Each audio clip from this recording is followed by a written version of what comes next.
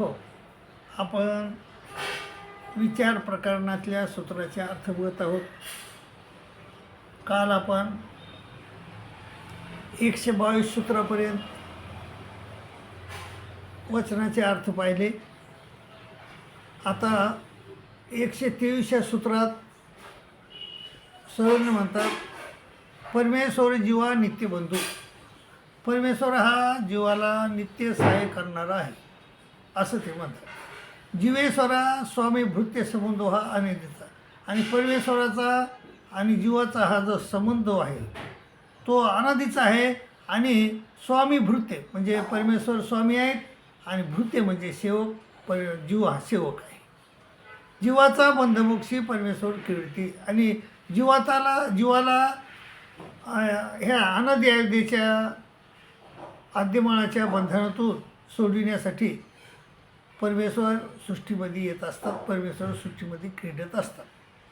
ज्याची जीव जीवापासून पावती तेच परमेश्वरापासून पावती. एक वाचून जीव हा शब्द इथं 2 वेळेस आले. जीव जीवापासून म्हणजे ज्याची जीव जीवापासून पावती म्हणजे जीव इथं देवतेला बी जीव म्हणले तर देवतापासून जे पावता मिळते जीवाला, जे देवतापासून मिळते तेच परमेश्वरापासून देखील मिळू शकते. एक वाचून फक्त देवतेपासून जीवाला परमेश्वर प्राप्ती नाही मिळू शकत, परमेश्वरापासून मात्र मिळू शकते. जीव जीवा साध्यते हे सकळे वैजयते. जीवाचं सारखेपण आहे, पण परमेश्वर मात्र वैजयते आहे, तो वेगळा आहे. जेच विघ्न तेच आज्ञीन तयाशीच वेगळा होय. मायबाबा, 4 प्रकारचे ज्ञान आहेत. शब्दज्ञान, अप्रोक्ष ज्ञान, सामान्य ज्ञान, विशेष ज्ञान. तर शब्दज्ञानामध्ये आपल्याला कर्मसृष्टी आणि विकारसृष्टी ह्या देवता विघ्न करतात. आणि अप्रोक्ष ज्ञानामध्ये त्या आपल्या अधीन होतात. आणि सामान्य ज्ञानामध्ये त्यांची मळ निघून जातात, म्हणजे त्या देवता जीवाला बघू शकत नाहीत. त्यामुळं स्वामी म्हणतात जेच विघ्न तेच अधीन होतात आणि त्याशीच वेगळा होय असं म्हणतात. अप्रोक्ष ज्ञानाशी बहुरूपता बहुकामता होय. अप्रोक्ष ज्ञान झाल्यानंतर आपले जे कर्म आहेत ते कर्म बहुरूपता करून आणि बहुकामता करून फेडून टाकावं लागतं. तर बहुरूपता हे मनुष्य देहातील कर्मासाठी आहे आणि बहुकामता आहे इतर देहातील किंवा देवतेच्या याच्यासाठी बहुकामता करावं लागतं. कृपास्पदी भूत होऊन अन्नकाळाचे परी आघात चक्रवर्ती तयाची वासही न पाहे. विशेष ज्ञान मिळाल्यावर देखील परमेश्वर जीवाला त्या साधकाला कृपास्पदीचे दुःख देतात. आणि ते काही एक दिवस नसते. कृपास्पदीचं दुःख अनंत काळ असे पण स्त्री म्हणजे परमेश्वर त्या माणसाकडं त्याच्याकडं बघत बी नाही, त्याला बोलत बी नाही. त्यालाच म्हणतात कृपास्पदीचे दुःख. आणि त्यामध्ये त्याला अतिशय म्हणजे वाईट वाटतं आहे, त्याला फार दुःख होतं आहे त्या कृपास्पदीच्या दुःखाचं. आणि तिथं मग त्याच्या विशेष ज्ञानामध्ये अयोग्यतेचं योग्यतेचं क्षालन होते. एक जीव कैवल्य, एक पर कैवल्य. मायबाबा, कैवल्य म्हणजे केवळ म्हणजे शुद्ध. तर जीव देखील केवळ आहे आणि परमेश्वर देखील केवळ आहे. पण परमेश्वर हा मायुक्त केवळ आहे आणि जीव हा अनादि अयुक्त केवळ आहे. तर एक जीव कैवल्य आहे आणि एक पर कैवल्य आहे. जीव कैवल्य ते पर कैवल्य नाही. जीव कैवल्य जेव्हा आहे तर तो परमेश्वराच्या आनंदात रमतो आणि परकैवल्य म्हणजे परमेश्वर मात्र स्वस्वरूपाच्या स्वस्वरूपी रमतो, म्हणजे स्वतःच्याच आनंदात रमतो. आत्मज्ञानी मोक्ष. माणसाचा आत्मा, जीवाचा आत्मा हा परमेश्वर आहे आणि परमेश्वराचं ज्ञान झालं आपल्याला की आपल्याला मोक्ष मिळतो. 7व्या अध्यायात देखील सांगितले की साधी भूतादी दैवमाम साधी एकदम चेदू प्रयाणकाली पिचमाम ते दुरिक्त चेतसा. ज्याला परमेश्वर समजला त्याला मोक्ष मिळाला असं म्हणून समजा, असं 7व्या अध्यायाच्या शेवटच्या श्लोकात श्रीकृष्ण महाराज म्हणतात. आणि लिंगपाती मोक्ष म्हणजे अनादि अध्याय निघून गेली की आपल्याला मोक्ष मिळाला म्हणून समजा. स्वभाव प्रगटे तय जीव बनते. म्हणजे जीवाला सेवकत्व भाव प्रगटला की त्याचं मोचन झालं. सेवकत्व भाव प्रगटत नाही तोपर्यंत त्याला मोचन होत नाही. ईश्वरी विषय प्रेम ते दुर्लभ. तर दोन प्रकारचे प्रेम असतात, एक ईश्वरी विषय प्रेम आणि दुसरं चौकळीकेचं प्रेम. तर हा ईश्वर प्रेम आहे. तर ईश्वर प्रेम हे अतिशय दुर्लभ असते, ते लवकर जीवाला मिळत नाही. हो का ते काय याला ते अब्जवू न सके, ते दुसऱ्या गोष्टी मिळून नेऊ शकत नाही का? नाही. जे तेवढ्याच त्या 4 कळिकेच्या प्रेमा एवढ्याच ते पण आपल्याला मिळून देऊ शकतात. बाई भक्ताची थोडी देवची झाली. माय बाबा, आपल्याला भक्त कळत नाही, आपल्याला देव परमेश्वर कळत नाही, आपल्याला देवता कळत नाहीत, आपल्याला देवतेचे विग्रह समजत नाहीत आणि भक्त पण कळत नाही.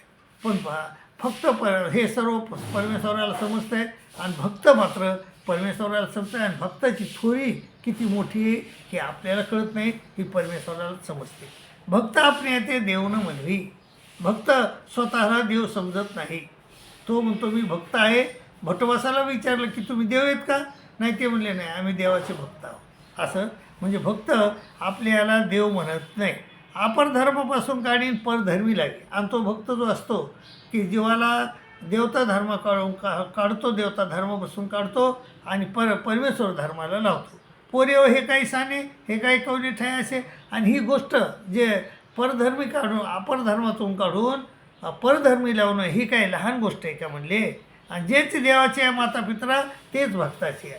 जे देवाच्या मातापित्राला जे फळ मिळतं आहे म्हणजे सत्यकार्य सुकुंडीचं, तेच देवाची या भक्ताच्या पण ते भेटू शकते. सन्निधानी असंधान, एका असंधानी सन्निधान. सन्निधानी असून देखील जर त्या काळबोट्यासारखं किंवा त्या बाईसाचा भाचा होता त्याच्यासारखं जर काहीच फायदा नाही, काहीच परमेश्वरापासून काहीच प्राप्त करून जर घेतलं नसन, चांगलं वागलं नसन तिथं, तरी त्याला असन्निधान आहे. आणि असन्निधानी सन्निधान. आणि आता आपले बरेच बाबा लोक आहेत, आमचे गुरुजी बिडकर बाबाजी महानुभाव पहिले आणि ते पूजदेकर होते अगोदर, तर ते बाबा तर तशा बाबाला असन्निधान असून देखील सन्निधानच आहे. एका सन्निधानी असन्निधान आणि एका असन्निधानी सन्निधान. ज्ञानपूज्य, ज्ञान वर्धतो सर्वत्र पूज्य. ज्ञान पूज्य आहे आणि ज्ञान वर्धतो सर्वत्र पूज्य आहे. ते म्हणले नाही, ज्ञानेन सदृशम पवित्र मी दिते. ज्ञानासारखं काहीच पवित्र नाही असं गीता मी म्हणते. तर हे सर्वत्र पूज्य. हिरवा तुटवा जीव ईश्वर बोधे बोधवंतू तयाची सरी चैतन्य विद्यावंता नाही. हा आपल्या ब्रह्मविद्येचा थोडा अर्धवट जाणकार जरी असला तरी तो चैतन्य विद्यावंतापेक्षा मोठा आहे असं सर्वज्ञ म्हणतात. चैतन्य विद्या त्याची सरी चैतन्य विद्यावंताला पण येत नाही.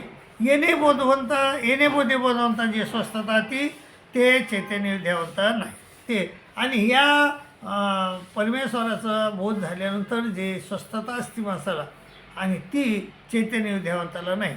एक वैराग उडालोळे उष्टावळी ती शितेवरची पडली आहे म्हशीप्रमाणे नेणे. एक माणूस असा असतो की तो उष्टावळीची शेती असतो, उकाड्यावर लोळतो आणि पण ज्ञानाचा मायचा पत्ता नाही. पण एक हस्तीच्या गदीस्कंदी जातो आणि म्हणजे करकदंडी विजयमान आणि सोन्या नाण्याचे दागिने त्याच्या अंगावर परधर्म तो त्यालाच विसावा. जे जैसे असे ते तसे जाणे ते ज्ञान. जे जसं आहे ते तसं जाणणं म्हणजे त्याला ज्ञान म्हणतात. सामान्य ज्ञान, खंडज्ञान, विज्ञान, विशेष ज्ञान, अखंड ज्ञान.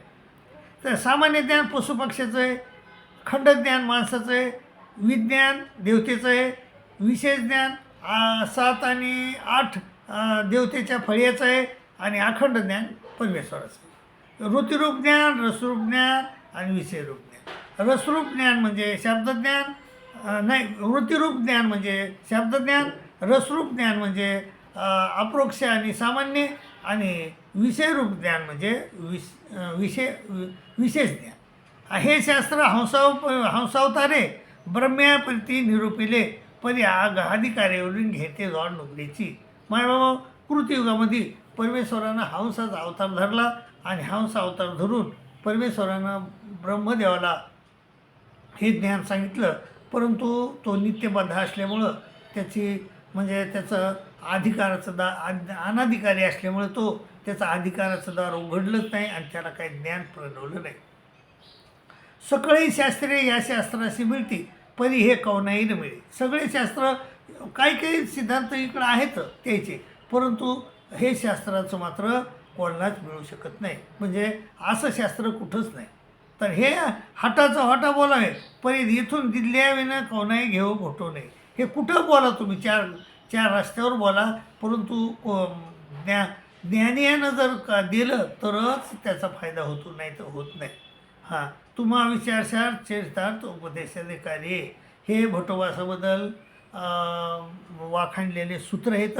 तर बाबा हे भटवासाचे जे सूत्र आहेत ते आपण उद्या घेऊ. आज आपण इथंच थांबू आणि इतकाच अभ्यास करू आणि आपलं भलं करून घेऊ. मायबाबा, जर तुम्ही ह्या चॅनलवर नवीन असाल तर सबस्क्राईब करा, शेअर करा, लाईक करा आणि वाटलं तर हाईक बी करा अशी विनंती करतो आणि तुमची रजा घेतो. दंडोत प्रणाम, दंडोत प्रणाम, दंडोत प्रणाम.